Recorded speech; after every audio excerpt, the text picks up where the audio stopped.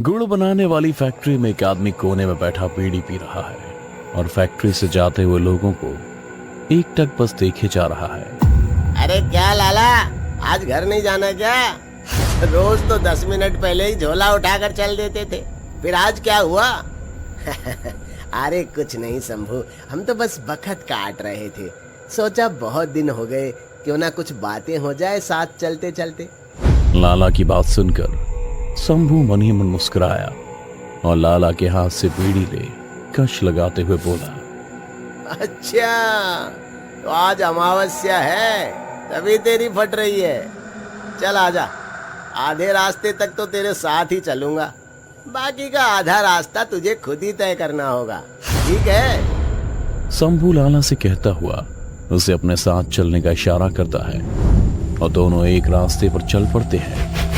बीच घने जंगल से होते हुए दोनों बातें करते हुए जा ही रहे थे कि बातों बातों में शंभू ने लाला से पूछ लिया, यार एक बात बता, 16 साल हो गए तुझे इस फैक्ट्री में काम करते हुए, लेकिन आज तक तूने ये नहीं बताया कि हर अमावस्या की रात को तू घर जाने में इतना डरता क्यों है? लाला शंभू का सवाल सुनकर जवाब देने से फिर से कतरा रहा था, पर शंभू के बार बार बोलने पर आखिरकार लाला ने अपने मन की बात उसे बताते हुए कहा, शंभू यार क्या बताएं, हम जिस गांव से जाते हैं उस गांव में एक कहानी बहुत मशहूर है। कहते हैं कि गांव वालों ने एक औरत को चुड़ैल बताकर उसे नदी में पत्थरों से बांधकर डुबोकर मार डाला था। पर कुछ लोगों का कहना है कि उस औरत को जानबूझकर मारा गया, क्योंकि उस औरत के पति को इस बात की भनक लग गई थी कि उसका और भी मर्दों के साथ नाजायज संबंध है। इसलिए उसके पति ने पहले तो गांव वालों के ही कत्ल किए,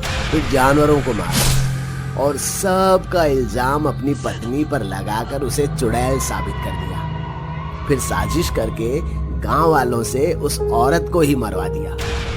वो बेचारी बेकसूर थी, इसलिए अपना बदला लेने वो वापस आई। और रात में जो भी इंसान गांव के आसपास दिखता है तो वो चुड़ैल उसे नदी में ही डुबोकर मार डालती है। मेरा चचेरा भाई भी ऐसे ही मारा गया था। अब तू ही बता यार, ऐसी कहानी सुनकर किसको डर नहीं लगेगा? लाला की सारी बात सुनकर शंभू कुछ सोचते हुए बोला, तो इन सब बातों से अमावस्या की रात का क्या लेना देना है? अरे उस औरत को अमावस्या की रात को ही तो मारा गया था। इस रात उसकी शक्तियां और बढ़ जाती है। ऐसे में मैं अपनी जान जोखिम में नहीं डालना चाहता भाई।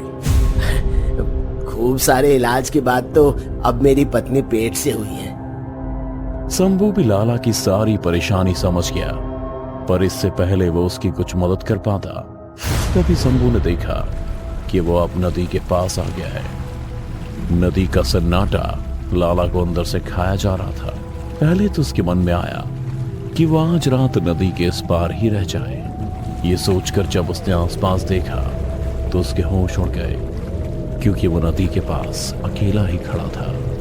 शंभू कब लाला को छोड़कर चला गया इसकी भनक लाला को महसूस ही नहीं हुई। बहुत हिम्मत कर और बार बार राम का नाम लेते हुए वो नदी में उतर गया। वो कमर तक पानी में उतरा ही था, तभी उसे महसूस हुआ कि उसके पैर जम से गए थे। हे भगवान, ये सब क्या हो रहा है हमारे साथ? हमारे पैर क्यों नहीं उठ रहे हैं? कहीं वो चुड़ैल हमें मारने के लिए तो नहीं आ गई? राम राम राम राम राम राम राम राम राम राम राम राम राम राम राम। खुद से कहते हुए लाला पानी में छटपटाने लगा। वो पानी में हाथों से मारता हुआ नदी से बाहर जाना चाहता था, लेकिन उसकी हर एक कोशिश नाकामयाब ही रही और कुछ घंटों की नाकाम कोशिश के बाद वो पानी में चुप खड़ा हो गया। फिर गुस्से से चिल्लाते हुए पूछा, कौन है तू और क्या चाहिए तुझे? लाला की इतना कहते ही पानी के अंदर से दो लाल आंखें से देखने लगी और नदी के अंदर की बुलबुलों के साथ उसे किसी की आवाज आई, डर मत, मारूंगी नहीं तुझे, बस मेरा एक काम कर दे। और अगर नहीं किया तो? लाला ने डरते हुए पूछा, और उसके इतना कहते ही वो धीरे धीरे और अंदर तक धंसने लगा था। खुद को पानी में अंदर धंसता देख उसे अपनी मौत साफ दिखाई देने लगी थी। उसने छटपटाते हुए तुरंत पूछा। ठीक है, मैं करने के लिए तैयार हूँ, पर तुम भी वादा करो, तुम्हारा काम होने के बाद तुम मुझे जिंदा छोड़ दोगी ना? लाला के इतना कहने पर उसे महसूस हुआ कि वो अब अपने पैरों को हिला पा रहा है, और फिर अगले ही पल वो तैरता हुआ वापस नदी के किनारे पर आ गया, और आंखें बंद कर दम भर सांस लेने के बाद जैसे ही उसने अपने सामने देखा तो उसकी सांसें उसकी हलक में रुक गई थी। लाला के सामने नदी की रेत से एक अक्स बना हुआ था, जिसकी आंखें लाल थीं। सड़े हुए बांस के लोथड़े से बना हुआ चेहरा देख लाला मरने को हो गया था। तुम जो बोलोगी मैं वो करने के लिए तैयार हूँ, बस मुझे कुछ मत करना। लाला की बात सुनकर चुड़ैल के साए ने उसके कान में कुछ फुसफुसाया, जिसे सुन वो उल्टे पैर ही वापस गुड़ की फैक्ट्री की ओर दौड़ पड़ा। लाला अभी आधे रास्ते ही पहुंचा था कि दूर उसे शंभू नजर आया। शंभू को देख लाला की जान में जान आ गई। उसने चिल्लाते हुए शंभू को आवाज लगाई और फिर दौड़ता हुआ उसके पास चला गया। अच्छा हुआ शंभू तुम मिल गए, हम ना कसम से मरते मरते बचे हैं। अरे लाला, तू तो अपने घर चला गया था ना, फिर यहाँ कैसे? नहीं भाई, उस चुड़ैल ने तो हमें नदी में ही रोक लिया था और बोली अगर हम उसका काम नहीं करेंगे तो वो हमें मार डालेगी। कैसा काम लाला? अरे बस एक छोटा सा काम है, जिसके बदले में हमें खजाना भी मिलेगा और फिर हमें किसी की भी गुलामी नहीं करनी पड़ेगी। पर उसे करने के लिए हमें तुम्हारी जरूरत पड़ेगी। बोल, तू हमारा साथ देगा ना? खजाने का नाम सुनकर शंभू की आंखों में भी लालच की चमक जाग गई थी।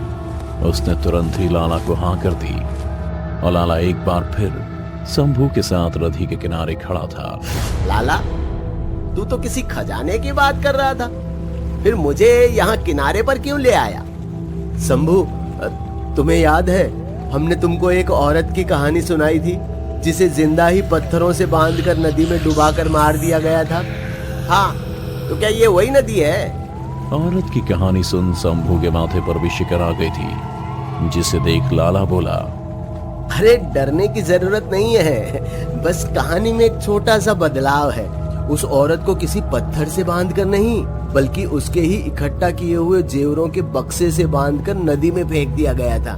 तो अब हमारा काम बस इतना ही है कि हमें नदी में से उस बक्से को ढूंढना है और उस औरत के बचे हुए अवशेषों को अंतिम संस्कार कर उसे मुक्ति दिलानी है। फिर उसका सारा खजाना हमारा हो जाएगा, हम अमीर हो जाएंगे। शंभू, अमीर। लाला की बात सुनकर शंभू उसका कहा करने के लिए तैयार था, लेकिन उसके नदी में कदम रखते ही तेज हवाएं चलने लगी। नदी का पानी भी उफान मारने लगा था, लेकिन इससे पहले शंभू ये सब समझ नदी से वापस अपना पैर खींच पाता, लाला ने एक धक्के से उसे पूरा का पूरा ही नदी में फेंक दिया। अचानक नदी में जाने से शंभू की सांसें फड़फड़ाने लगी थी। उसने नदी के अंदर देखा तो उसे अपने चारों तरफ खूब सारी लाल आंखें दिखाई दे रही थी, जिन्हें देख शंभू नदी में चिल्लाने लगा। उसके मुंह से बुलबुले निकल रहे थे। फिर देखते ही देखते नदी की रेत ने एक शरीर का रूप ले लिया और पानी के अंदर ही वो शंभू को मारने लगी, उसका दम घोटने लगी। शंभू बहुत देर तक पानी के अंदर छटपटाता रहा, एक एक सांस के लिए अपने नाखूनों से पानी को नोचता रहा। पर शंभू की हर हरकत पर वो चुड़ैल उसके आंख, नाक, मुंह सब जगह में नदी की रेत भर देती, जिससे शंभू और तड़प उठता। इधर लाला भी पानी से निकल रहे बुलबुले देख समझ गया था कि वो चुड़ैल शंभू को नदी के अंदर ही मार रही है और शायद ही अब वो जिंदा वापस आएगा। लाला का कहा सच हो गया।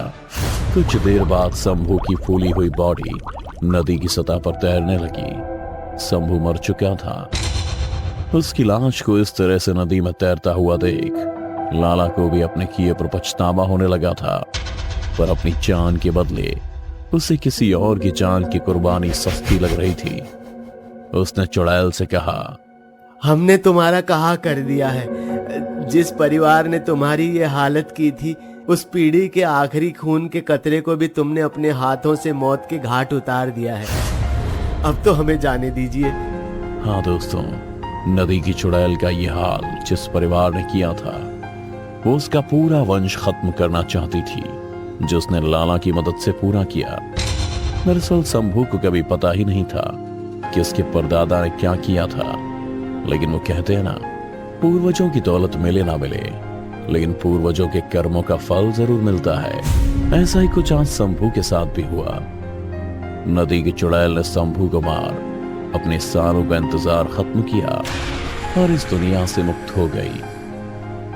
उस दिन के बाद से नदी का खौफ और बढ़ गया, लेकिन शंभू के मरने के बाद नदी में फिर कभी किसी की मौत नहीं हुई। पर इतना सब होने के बाद भी लाला आज भी अमावस्या की रात को नदी पार करने से डरता है, क्योंकि पहले उसे नदी की चुड़ैल का डर होता था, लेकिन अब अपने दोस्त शंभू की आत्मा से डर लगता है, जो आज भी लाला से अपने पतले के इंतजार में नदी किनारे ही बैठा रहता है। उसने भी मरते वक्त कसम खाई है कि वो भी लाला के पूरे वंश को खत्म करके ही इस दुनिया से मुक्ति लेगा। दोस्तों, अगर आपको हमारी कहानी अच्छी लगी हो तो लाइक, कमेंट और शेयर जरूर करें। साथ ही रेगुलर अपडेट के लिए चैनल को सब्सक्राइब करें। और अगर आपके पास भी कोई डर से भरी दमदार कहानी है तो भेजिए हमारे मेल एड्रेस पर अभी।